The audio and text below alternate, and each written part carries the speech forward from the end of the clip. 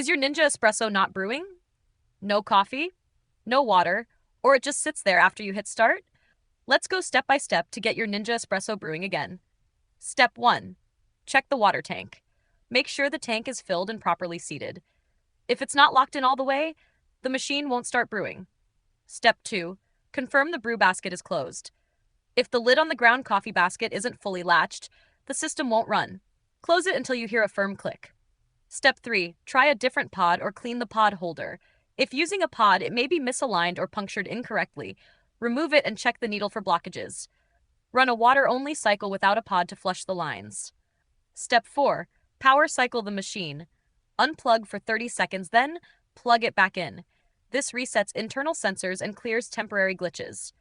Step 5. Don't forget about cleaning mode. If the machine shows CLN on the display, it won't brew until descaling is completed.